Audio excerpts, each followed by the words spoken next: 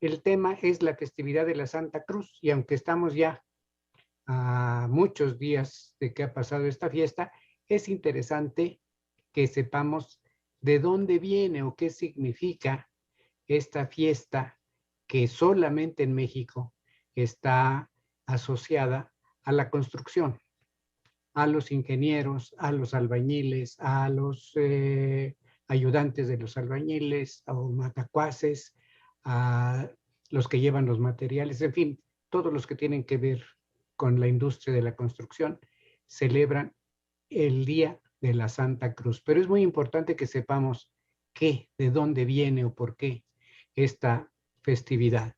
Así que sin más, fíjense ustedes, al principio del cristianismo, porque de ahí tiene que partir todo el rollo, al principio del cristianismo no había un símbolo universal que identificara a los cristianos.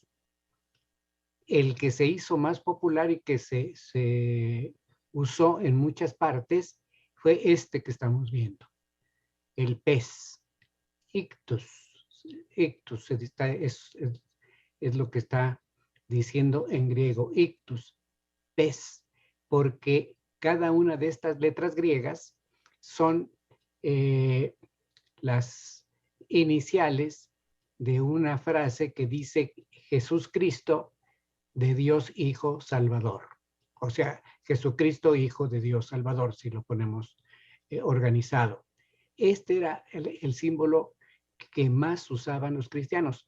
Por una razón, eran perseguidos y entonces pues tenían que esconderse y utilizar símbolos para identificarse entre ellos, de tal manera que si alguien en la arena hacía este dibujo, se estaba identificando como cristiano. Llegaba otro y hacía el mismo símbolo y ya sabían que eran cristianos los dos. En las entradas de las catacumbas de Roma, las catacumbas son unas grutas, unas cavernas que recorren buena parte de esta ciudad y que eran usadas por los romanos antes de que el cristianismo fuera importante como cementerio. Y como eran supersticiosos, no se metían nunca. Mandaban a los sirvientes que metieran el cadáver y que lo pusieran en el lúpulo, es decir, en la gaveta, por llamarle de esa manera. Así que los cristianos aprovecharon ese temor, ese miedo, esa superstición, para meterse a las catacumbas y hacer sus ceremonias. En la entrada de la catacumba dibujaban un pez y todos sabían que allí estaban reunidos cristianos. ¿Por qué lo estoy diciendo? Porque a ninguno de los cristianos de ese tiempo se le hubiera ocurrido poner como símbolo del cristianismo la cruz, por una razón lógica. La cruz es un instrumento de suplicio y de ejecución. Lo usaron los romanos, lo usaban no solo en Jerusalén, lo usaban en muchas partes. Era una manera de sembrar terror, porque a la persona que clavaban o amarraban en una cruz, la dejaban morir lentamente. Entonces, imagínense ustedes los gritos espantosos, eh, las quejas de los pobres que estaban ahí colgados de la cruz y desangrándose si es que eran clavados o asfixiándose si es que eran amarrados. Entonces, era un símbolo de terror. A los cristianos no se les ocurriría poner originalmente este símbolo. Es como eh, nosotros decimos mentar la cuerda en casa del ahorcado. Pues sí, ni modo que en donde se ahorcó alguien la gente ponga un símbolo de un mecate, de una cuerda. Es absurdo. Pero entonces, este símbolo duró los primeros 2 siglos, casi 3, de inicios del cristianismo. Vamos a pasar a otra cosa. Pero sucedió algo importante. La situación en Roma, ya en nuestra era, ya cuando el cristianismo existía, pero que estaba escondido, de repente le daban libertad, de repente lo atacaban, perseguían a los cristianos, los martirizaban, los mandaban al circo y luego otro emperador les daba oportunidad de que se desarrollaran, que hicieran sus lugares de reunión, en fin. pero siempre estaban con temor porque al siguiente gobernante no sabían qué es lo que iba a pasar. Como se dice, andaban a salto de matas. Pues bueno, pero sucedió una cosa que vino a cambiar toda esta situación. En el año 313, bueno, desde el 311, se enfrentaron diferentes fuerzas políticas en Roma, porque al morir el emperador, los generales, los líderes militares, se disputaban el poder. Se fueron eliminando unos a otros y finalmente quedaron dos contendientes. Uno que venía de haber hecho conquistas fuera de Roma, ese se llamaba Constantino, y otro que se había quedado en Roma y sostenía buena parte de los pueblos tributarios del imperio. Este era el general Magencio. Los dos eran jefes de una parte del ejército romano. Más soldados, más fuerza, más poder tenía Magencio. Pero Constantino aspiraba al poder, aspiraba al trono, y entonces con sus fuerzas llegó hasta Roma. Desde donde estaba conquistando, llegó hasta Roma para enfrentarse a Magencio y decidir quién iba a mandar al imperio romano. Desde que iba llegando a Roma, bueno, Magencio ya estaba bien parapetado, su ejército estaba bien dispuesto para la pelea, y lo más probable es que Constantino saliera derrotado, y bueno, pues se atenía a las consecuencias. Y aquí viene lo que tiene que ver con la leyenda, con el mito, que ya saben que en todas las historias y en todas las culturas existe el mito. En su tiempo dijeron, pues es algo milagroso, portentoso. Estaba en el campamento Constantino en la víspera del enfrentamiento con Magencio. Se acercó muchísimo a Roma y lo único que le faltaba es cruzar un puente sobre el Tíber para entrar a Roma. Este se llamaba Milvio, el puente famoso, el puente Milvio, y en los alrededores del puente se iban a enfrentar. Así que en la noche, Constantino estaba muy nervioso, había buscado a su madre era Helena, se llamaba Helena, y ella se había convertido al cristianismo. Entonces ella le rogaba, mira, por favor, pídele al Dios cristiano que te ayude. No le pidas a tus dioses que nunca te han ayudado. Pídele al verdadero Dios. Y él decía, no, ¿cuál Dios? Los dioses romanos son de muchos años y son efectivos, y a ellos son a los que les voy a rogar. Y ella le suplicaba y le suplicaba y le suplicaba, pero él no hacía caso. Pues esa noche, durmiendo, tuvo un sueño revelador. Y aquí está en esta imagen. De pronto descubrió en el sueño que saliendo de su casa de campaña, miraba cómo el cielo estaba negro, estaba nublado, y de pronto se abrían las nubes negras y dejaban un resplandor extraordinario, pero un resplandor que, bueno, iluminaba todo lo que las nubes negras habían oscurecido. Y cuando se dio cuenta, cuando se disiparon las nubes, cuando dejaron ver qué es lo que había dentro de ellas, para sorpresa suya, apareció este signo, la cruz. Insisto, a nadie se le hubiera ocurrido que este fuera un símbolo cristiano. Era el símbolo de la ejecución de Jesucristo en Jerusalén, pero nadie traía una medallita con una cruz, a nadie se le había ocurrido nada de eso. Era al contrario, era odiada la cruz porque ahí habían ejecutado a Jesús.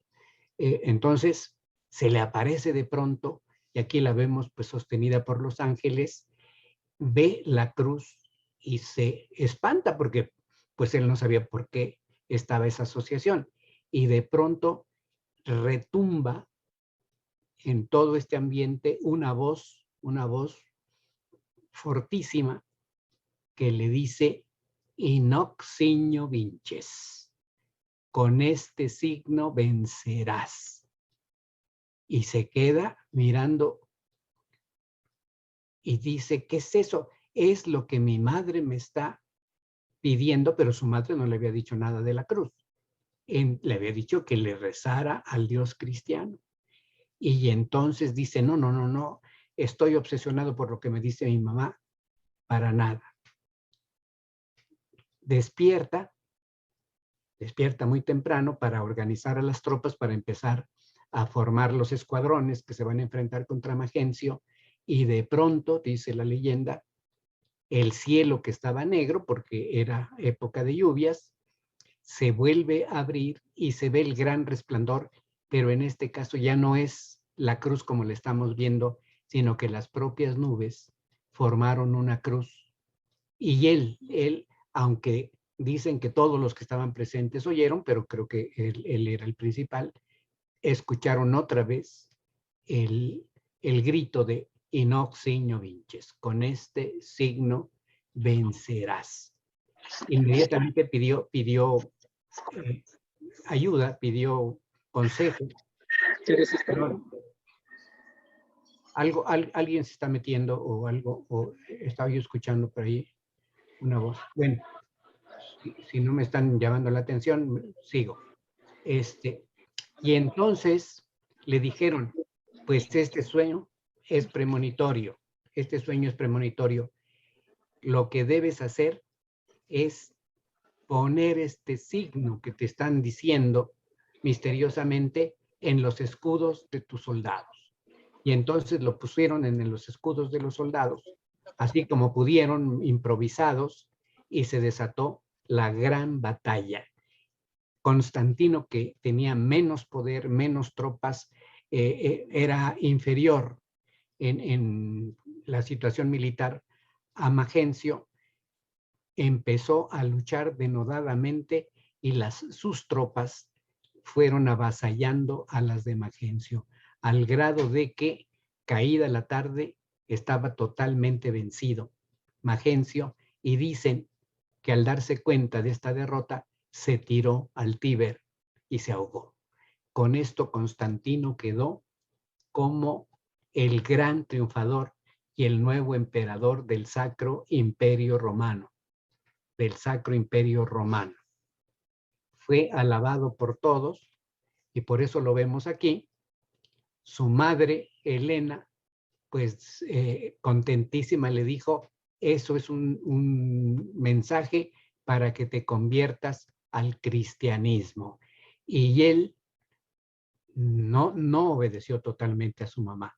Lo que hizo fue trasladarse a Milán, porque allí tenía una reunión muy importante, y en Milán, conversando con algunos de los sacerdotes cristianos, de los teólogos cristianos y de otras religiones, proclamó el famoso Edicto de Milán, así se llama, Edicto de Milán, por el cual le daba libertad a todas las creencias religiosas en el imperio.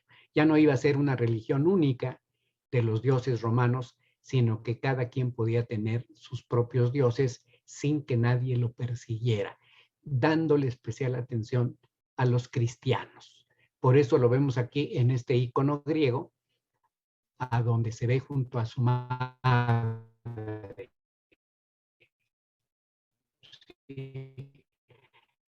Las letras griegas que están arriba dicen y los dos están tomando de la cruz. La cruz se vuelve el símbolo cristiano. Y esto sorprende a todos los seguidores de Cristo, porque dicen, ¿cómo vamos a tomar la cruz, el símbolo de la ejecución? Pero es un decreto de Constantino. Y donde manda capitán, pues todos los demás obedecen. Así que se volvió oficialmente el símbolo del cristianismo, la cruz. Lo que estamos viendo aquí es un icono griego, evidentemente, por eso es una cruz griega la que están sosteniendo. La cruz griega siempre la van a reconocer porque tiene un travesaño en la parte inferior, pero diagonal. Siempre es el lugar a donde en teoría se apoyan los pies del crucificado, ¿sí? Entonces se llama pedes, esta parte. Eso identifica a las cruces griegas. Pues allí los estamos viendo. Santa Elena, feliz de la vida, de que el cristianismo era la religión formal, la más grande, la que estaba tomando más auge, piensa que su hijo se había convertido. Constantino era buen político y buen gobernante, siempre dijo que sí, pero no dijo cuándo. Los que saben de su historia, porque la iglesia, por ejemplo, la iglesia ortodoxa lo considera santo, San Constantino, pues resulta que se convirtió al cristianismo cuando estaba en el lecho de muerte, muchos años después, y ni siquiera fue bautizado por el cristianismo oficial, sino por un obispo arriano, es decir, por alguien que estaba considerado como hereje por la iglesia. Pero bueno, ya saben cómo son las cosas, era el emperador y todos lo aceptaron como estaba. Pero bueno, la que sigue, vamos a ver. Santa Elena no se quedó contenta con eso. Le pidió a su hijo que le permitiera ir hasta los santos lugares, ir a Jerusalén y buscar la cruz a donde crucificaron a Jesús. Era el año 326 cuando se fue en esta expedición, pues con algunos teólogos, con algunos sacerdotes y con algunos ayudantes. Ahí en Jerusalén buscó a los albañiles, a los excavadores, a los peones, para buscar, y preguntó a dónde se hacían las ejecuciones romanas, y le dijeron, pues en el monte Calvario o Gólgota. Y saben a dónde fue la crucifixión de Jesucristo, y le dijeron, pues no, ahí se hacían todas las ejecuciones, quién sabe. Y subió, había en la punta de esta montaña, no es una montaña tan alta, es una colina más bien el Gólgota. Y en la cumbre los romanos habían construido un templo a la diosa Venus, que le chocaba a los habitantes de Jerusalén, a los judíos. Decían, ¿cómo un templo pagano en las orillas de nuestra ciudad? Eso es un atentado contra nuestra religión, bla, bla, bla, bla. Pero los romanos eran los romanos y dijeron, ahí está el templo de Venus, y ahí se quedó. Pero ya había pasado ese tiempo. Entonces, con la autoridad que tenía, pues la primera madre del imperio, si le queremos decir así, dijo, demuelan este templo, y pácatelas, lo demolieron. Sin más, Venus fue a dar por allá en pedazos por todos lados y empezaron las excavaciones. Al poco o al mucho encontraron no una, sino muchas cruces. Algunas versiones dicen que 3, otras versiones dicen que eran muchísimas las cruces que se encontraron, los restos de cruces. Pues sí, es lógico, los romanos no solamente ejecutaron a Jesús y a los ladrones, sino ejecutaron a muchos disidentes y a muchos forajidos y sí, delincuentes en la punta de esta montaña, para que desde Jerusalén vieran cómo se aplicaba la justicia romana. Esa era la idea. Pues entonces, ¿cuál es la cruz de Jesús? ¿Cuál es? Y buscaron y buscaron y buscaron la manera de descubrir cuál era. A alguien se le ocurrió y le dijo, señora, le dijo a Elena, pues ¿por qué no traemos unos enfermos del hospital que ya estén a punto de morirse?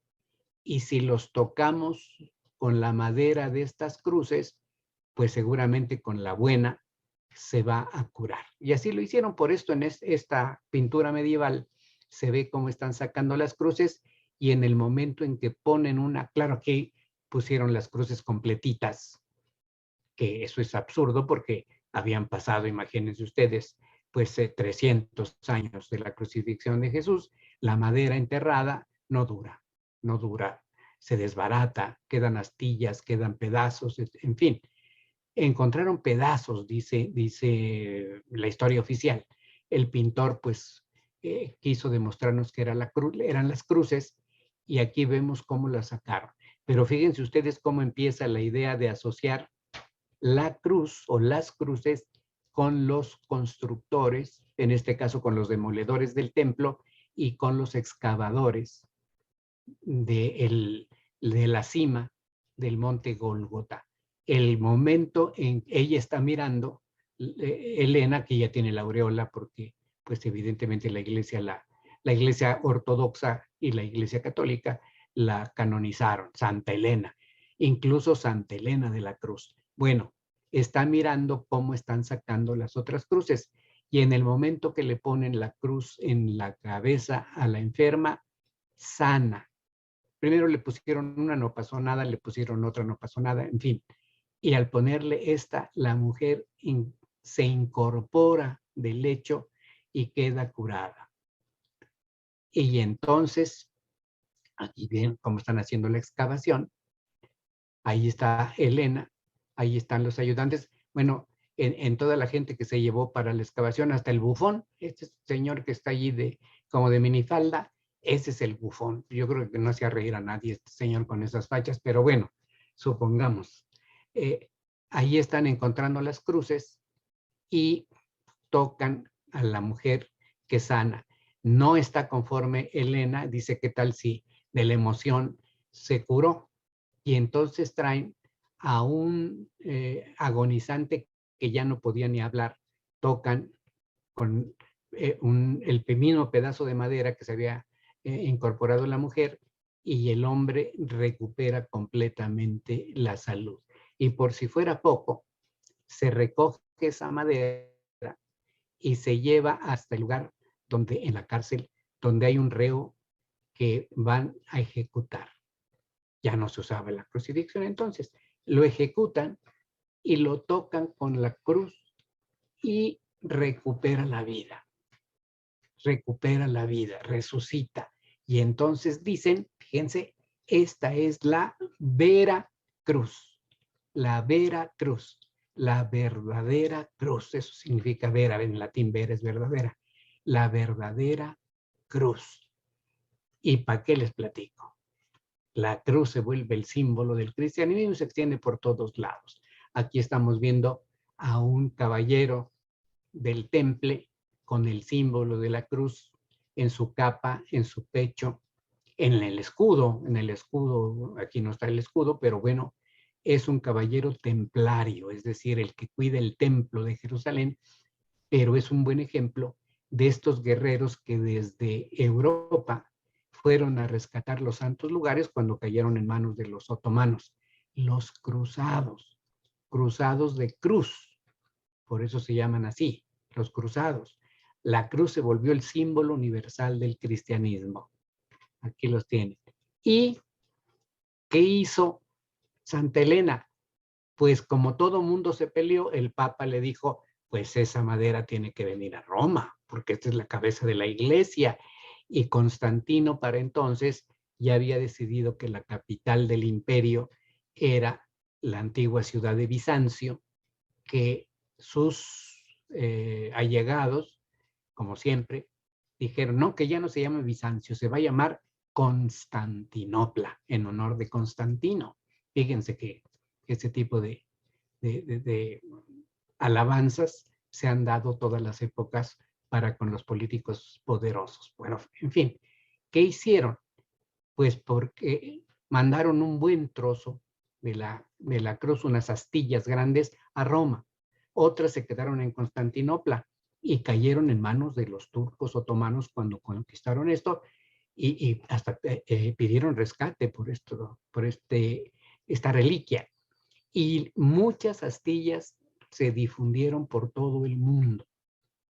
Y claro, de pronto aparecieron reliquias por todas las iglesias, de tal manera que decían los críticos como Lutero y sus contemporáneos, Calvino, etcétera, que si se juntaran todas las astillas que dicen son de la cruz de Cristo, pues resultaría una viga de más de 100 metros de largo, porque todo mundo decía, ponía astillas en un relicario y decía que eran las buenas. Y allí se inventó un método para las reliquias, este tipo de reliquias. Las reliquias auténticas, las reliquias de primera y las reliquias de segunda, que no eran precisamente el objeto que se estaba necesitando, sino que se pegaban. Se tomaba una astilla de madera y se ponía en contacto con la vera cruz por un rato y luego ya decían tocada a la vera cruz, es decir, tocada a la original. Aquí vemos este relicario extraordinario en donde están las astillas de la Vera Cruz, que está en Roma. Así que imagínense. Y de ahí brincamos. No nos vamos a meter en toda la historia de la cruz porque no acabaríamos nunca. Brincamos a nuestras tierras, al mundo prehispánico. Van a decir, ¿hay cruces en el mundo prehispánico? Sí, sí hay cruces, pero no tienen nada que ver con la religión. Aquí lo que estamos viendo, esto nada más para que como constructores se den cuenta de esto, cuando se construía una casa, antes en los cimientos se ponían ofrendas a los cimientos de la casa para que la casa nunca se cayera. ¿Y cuáles eran estas ofrendas? Cajas de piedra pequeñitas y adentro cuentitas de jade, objetos de cobre, de oro, caracoles, imágenes de arcilla, de barro, de distintas deidades, y se acomodaban en donde estaban los cimientos. Para que tengan una idea de cómo siguió esto después de la conquista, se encontró por allí, yo tuve ocasión de estar en esa excavación, yo no lo encontré, pero ahí estaba, se encontró cuando se estaban haciendo reparaciones en el Palacio Nacional, en los muros, en las ruinas, en lo que estaba abajo de la tierra, que fueron los cimientos de la casa de Hernán Cortés. Los indígenas pusieron las ofrendas a la casa de Hernán Cortés. Fíjense qué nobleza. Yo no le hubiera puesto nada para ver si se le caía en la cabeza, pero no, cumplieron y lo pusieron. Bueno, se ponían en los cimientos estas cajitas para que fuera sólida la construcción. A veces, como estamos viendo en uno de los dibujos, se hacía un sacrificio y el sacrificado era puesto entre los cimientos de la casa. Por eso vemos un cuerpo que está allí encima de tules verdes, porque se envolvía en tules verdes. El tule era una planta sagrada y entonces se acomodaban en los cimientos, sobre todo en Tenochtitlan, que era una ciudad isla y que se necesitaba mucho de este material, carrizos, hierbas, tules, chinamil, que es una hierba muy resistente, por eso chinampa se le dice a lo que tiene chinamil, y encima de esto ya la construcción, para que la casa perdurara. Y luego, bueno, ahí vemos el sacrificio que se hizo para la casa, y luego algo bien bonito. Al terminar la casa, se hacía una fiesta de inauguración, para que vean que los mexicanos siempre hemos sido iguales. La palabra fiesta en la lengua mexicana se dice mitotilistli. Se hacía un mitotilistli para celebrar la casa. Y entonces aquí estamos viendo que están acompañando al dueño de la casa los constructores y les está agradeciendo con una fiesta por haber terminado la casa. Allí están las mujeres celebrando la construcción de la casa, pero algo más bonito. Junto a la casa donde está el dueño están estos dos jóvenes que se reproducen aquí de este lado. ¿Qué se hacía? Llevaban pájaros amarrados de las patitas y alrededor de la casa, bueno, echaban a volar los pájaros que no podían volar muy alto porque estaban amarrados de las patitas, pero daban varias vueltas en la casa volando estos pajaritos como si fueran papalotes o como si fuera alguna cosa así, pero eran pájaros verdaderos, pájaros vivos. Y allí los vemos, van dando vueltas a la casa con estos pajaritos, por lo menos 13 veces alrededor de la casa. Y una vez hecho eso, se las llevan al dueño, el dueño los toma de los hilitos y los suelta, le corta los hilitos y los suelta para que regresen a su lugar, para que vuelen.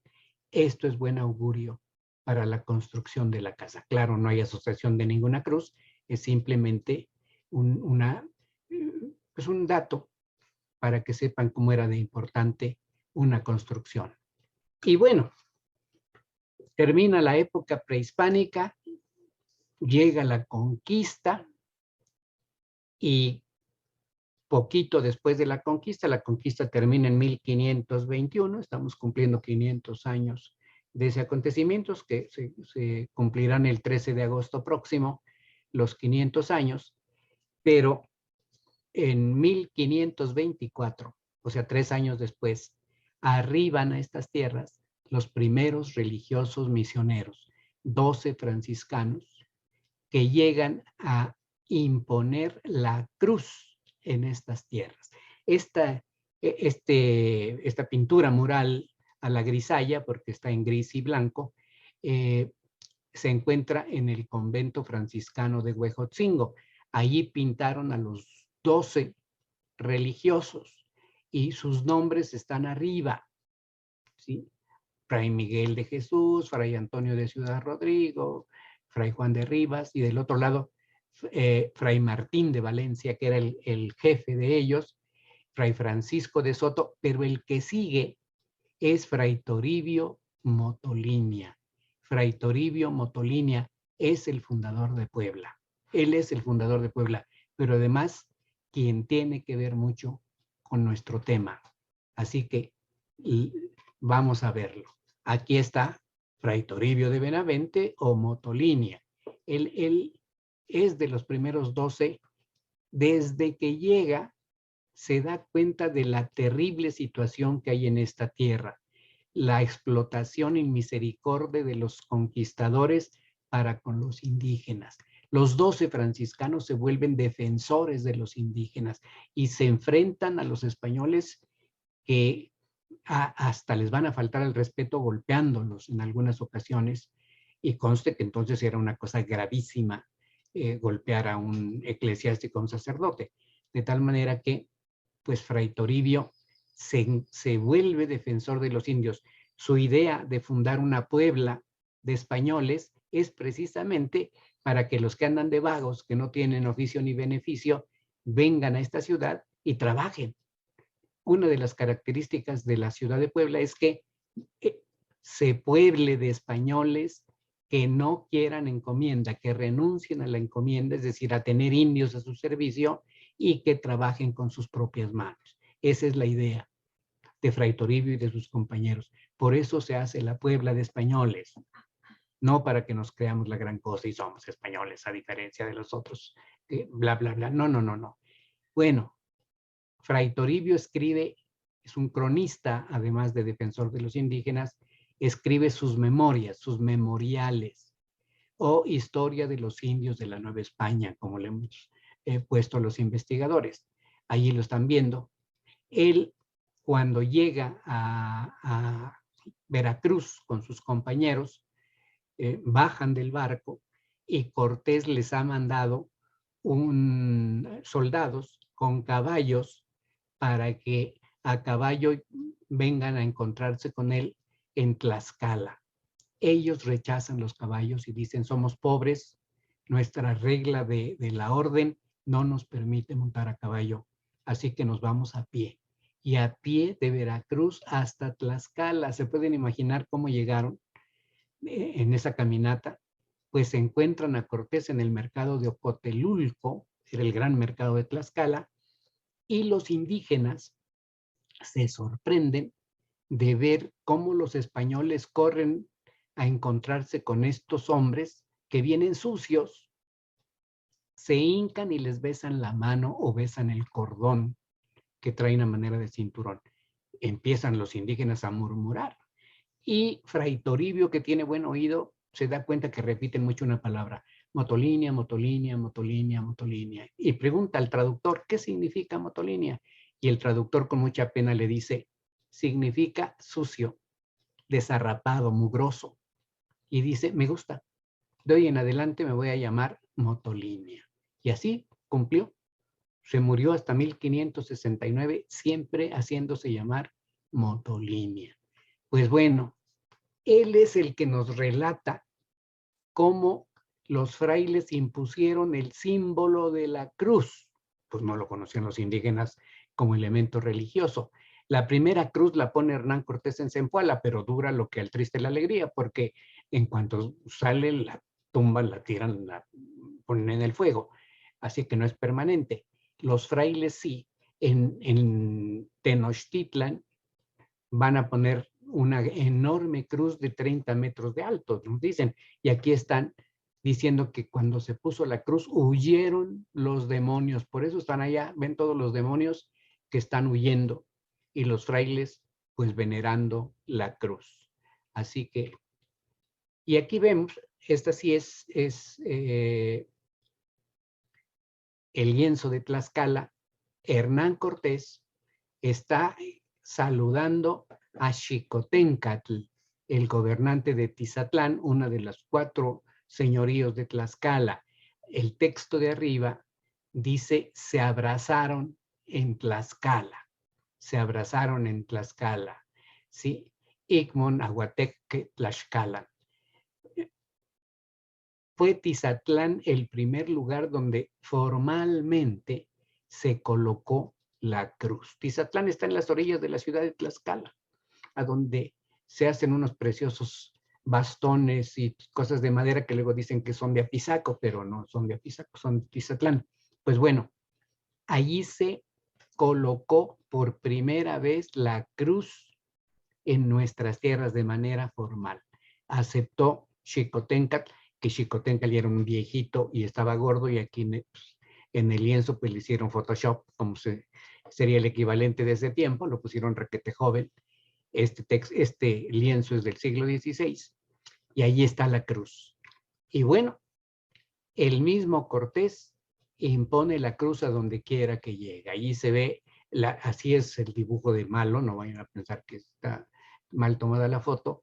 Se ve a Hernán Cortés saludando a cuanto cacique se encuentra, le dice que la cruz debe reinar en su señorío y le traduce doña Marina, que está atrás, y bueno, sus capitanes, la cruz.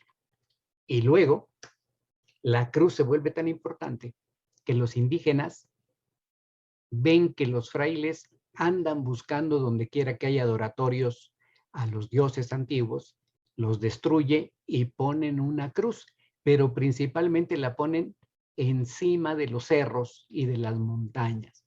Allí estaban adoratorios al dios de la lluvia, aquí lo estamos viendo con sus gotas de lluvia, al señor jugo de la tierra, Tlaloctli, para abreviar Tlaloc. Véanlo, pues él es el poderoso señor, en la mano tiene este aparato que parece un cetro, pero es con lo que truena, hace tronar el cielo y lanza rayos como si fuera Júpiter o Zeus a la tierra. Ahí está Tlaloc, siempre encima de las montañas. Y si ponen cruces, miren, este es el Cerro Tlaloc, esta montaña altísima que está, si vemos a los volcanes, está el Popo, después está el Ixta, después está el Telapón, y el cerro que le sigue en tamaño se llama Tlaloc, así se llama el cerro. En la cima de ese cerro estaba un santuario muy, muy importante, por eso se ve por allá en un rinconcito la cruz, pues los frailes fueron y pusieron cruces. Claro, esta no es la de la época de los frailes, pero siempre han cuidado de que exista una cruz en la parte alta. La otra es una construcción que sí tiene que ver con el antiguo templo del Señor de la Lluvia. Aquí vemos cómo en el Monte Tlaloc la gente llega todavía a dejar ofrendas a la montaña, al Señor de la Lluvia en la montaña. Ahí está en esa banda la máscara de Tlaloc, pero la cruz allí la ven en un rinconcito. Y dejaron comida, y dejaron bebida, y dejaron flores. Claro, esta foto está tomada pues tiempo después de que dejaron todo eso. Sí, ya se están secando las plantas y todo lo que dejaron ahí, pero ahí está la cruz. Se asoció la cruz a Tlaloc. Nunca se hubieran imaginado los frailes esta simbiosis que se dio, de tal manera que, pues bueno, y un excelente ejemplo lo tenemos en la cima del Tlaxihualtepetl, del cerro hecho a mano, que era la gran pirámide de Cholula. Esta estaba dedicada al dios de la lluvia. Por allí luego la gente que habla nomás por hablar dice, ¡ay, es la pirámide de Quetzalcóatl! No, para nada. No, esta no estaba dedicada a Quetzalcóatl, estaba dedicada al señor de la lluvia, que aquí llevaba el nombre de Chiconahui Quiahuitl, porque era la fecha de su nacimiento, el 9 lluvia. pero es Tlaloc, es Tlaloc. ¿Y qué pasó? Fray Toribio de Benavente nos dice algo muy importante, que siendo guardián del convento franciscano de Cholula, más o menos 1539, mandó poner una cruz en la parte alta, porque le dijeron ahí había un adoratorio al dios de la lluvia, Tlaloc. Pues vamos a poner una cruz. Y mandó poner una cruz de madera muy grande. Y 3 días después de que puso la cruz, un rayo destruyó la cruz. Y dijo, algo pasó, pues es una coincidencia en la cima de un cerro, no tenía el conocimiento de que fuera una pirámide hecha a mano, por eso se llama Tlaxihualtepetl, y mandó poner otra cruz a reponerla. Muy poquito tardó en que otro rayo tumbó a la cruz y dijo, ah, caray, esto sí ya se pasa de tueste. ¿Cómo? La quitó y puso otra y un rayo tiró a la cruz. Bueno, se ve que estaba enojadísimo el dueño de este lugar. Y entonces él mismo dice que mandó excavar en la cima y encontraron una horrible cabeza del demonio. ¿Qué ibas a ver? Era una escultura a medio hacer del Señor de la Lluvia de Tlaloc. Y mandó poner una campana de piedra como símbolo del cristianismo y una cruz de piedra. Aquí estamos viendo en la cima, antes de entrar al santuario, la cruz que nos dice que estaba dedicado al Señor de la lluvia. La cruz se asocia al Señor de la lluvia. Claro, esta cruz es posterior, pero es del siglo XVII, pero vale la pena el simbolismo, la que sigue.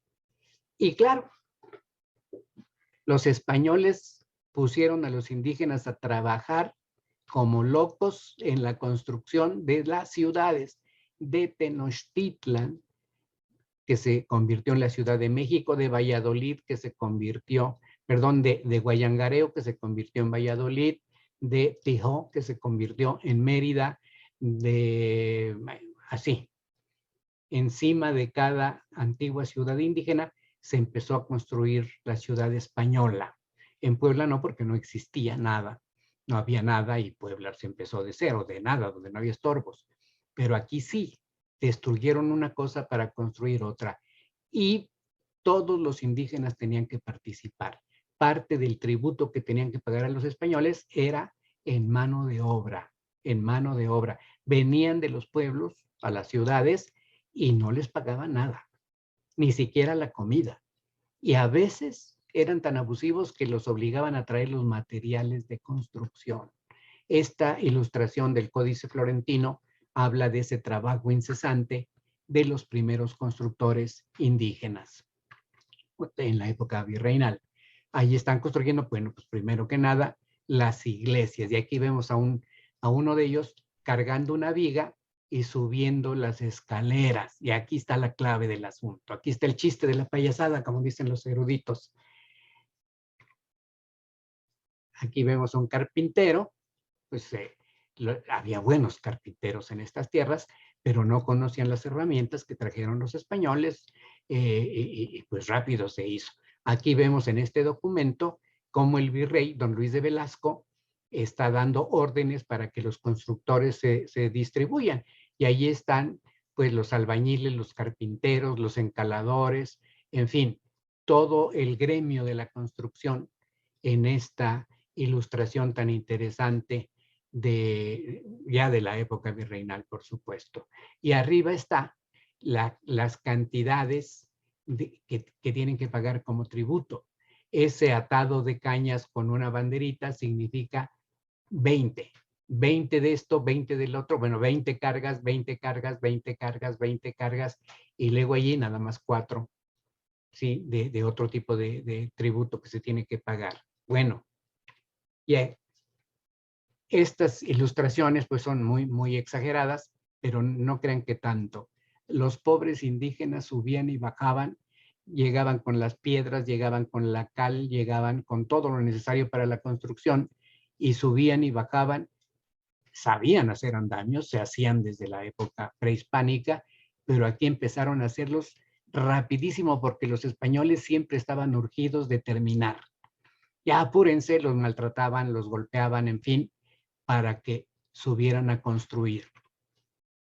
Allí vemos, bueno, esto es cómo son golpeados los indígenas porque no se apuran, incluso las mujeres cargando al niño y cargando el bulto para sacar la piedra de las canteras y irse a trabajar. Y no les importaba cuántos se murieran en esto. Ellos decían, hay más de repuesto. Si se mueren 10, mañana nos reponen otros y a nosotros qué nos importa lo que sufran o lo que hagan. Son indios, son conquistados. Nosotros podemos mandarles lo que se nos dé la gana. Ese era un abuso. Fray Toribio de Benavente, aquí seguimos en esto.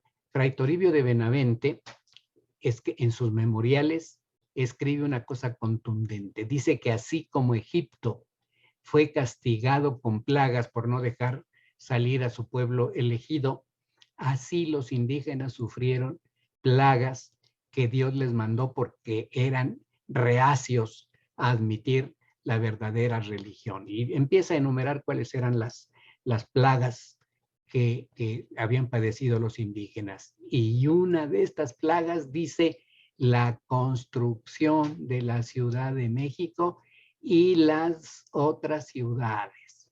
Esa fue una plaga.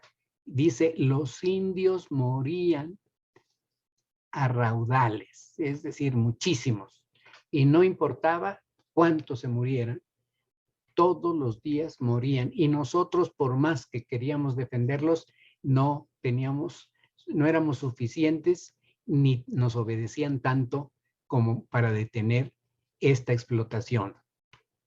Así que el remedio que Fray Toribio y sus hermanos franciscanos hicieron fue en los andamios colocar una cruz para que los indígenas se acogieran a ella y no cayeran, no sufrieran accidentes. Y si acaso lo padecían, mirando la cruz tenían una oportunidad de irse al cielo. Aquí está la clave, la asociación de la cruz a los andamios y a la construcción. Y por supuesto, Santa Elena encontró la verdadera cruz, la Vera Cruz, el 3 de mayo del año 326, otros dicen que el 327, pero el 3 de mayo. La Iglesia instituyó una festividad que se llama la Invención de la Cruz. Es invención en ese sentido, se toma como el hallazgo de la cruz el 3 de mayo. Y esta festividad la trajeron los frailes a la Nueva España, a nuestras tierras, y los indígenas, que ya estaban acostumbrados a ver la cruz, a poner la cruz en los andamios, se asociaron a la fiesta y entonces empezaron a adornar la cruz de los andamios y a celebrarla especialmente el 3 de mayo. De allí que Puebla, por ejemplo, la primera iglesia que se construyó es la iglesia de la Cruz del Alto. Y estamos viendo, esta no es la primera iglesia, es una que se hizo posteriormente, pero originalmente en el lugar estaba la iglesia de la Cruz del Alto. Por eso tiene sus cruces aquí. Ahí se ve la cruz para proteger a los constructores de la ciudad. Y no se conformaron con una, pusieron dos. Esta es la iglesia de la Santa Vera Cruz, Santa Vera Cruz. Los que conocen nuestra ciudad dicen, no, ¿cómo esa no? Esta iglesia es la Concordia. Sí, es cierto, es la Concordia, pero su nombre completo es Iglesia de la Santa Veracruz y Concordia de Sacerdotes, también para protección de los constructores. Ahí está el interior de la Iglesia de la Concordia o de la Santa Cruz. Y claro, el resultado, los constructores tomaron esta fiesta como la suya, esta celebración, claro, los frailes la pusieron en sus andamios, pues no les quedaba de otra más que adoptarla como el símbolo de su protección. Y no solo los albañiles, los arquitectos, los ingenieros, los constructores, los materialistas, todos los que tienen que ver con la construcción, tomaron ese día como el suyo, la gran fiesta de la cruz. Y aquí vemos pues, los inventos que han hecho. En el caso de Puebla, creo que es de los pocos lugares donde se hace concurso para el ingenio de los constructores que se inventan, pues aquí con varilla, la cruz y a Jesucristo crucificado allí. Y bien ustedes, pues, ¿qué les puedo yo decir? Ustedes han visto toda esta celebración el 3 de mayo. Si la construcción no para sus actividades el 3 de mayo y si el ingeniero o el encargado de la construcción no les celebra, se puede caer, se puede caer. Quién sabe si el metro le hayan puesto su cruz o no, pero bueno, ahí está el símbolo de la cruz asociado a la construcción. ¿Qué les parece? Como que no se sabe mucho esta historia. ¿Y qué quieren que les diga? Pues simplemente que disfruten de su comida y que estén contentos y buen provecho. Muchas gracias. Muchísimas gracias, arqueólogo. Hemos tenido aquí unos problemas técnicos, pero de todas maneras, si usted nos los permite, se lo vamos a compartir a todos, a quienes están ahora en esta comida. Le agradezco mucho la plática, muy interesante, por supuesto, todos los conceptos de la cruz, los conceptos que tienen que ver con nuestra manera de celebrar a los trabajadores, a quienes arriesgan en la construcción. Y otra vez le reitero nuestro agradecimiento. En el Colegio de Ingenieros Civiles de Puebla estamos a sus órdenes. Muchísimas gracias. Gracias.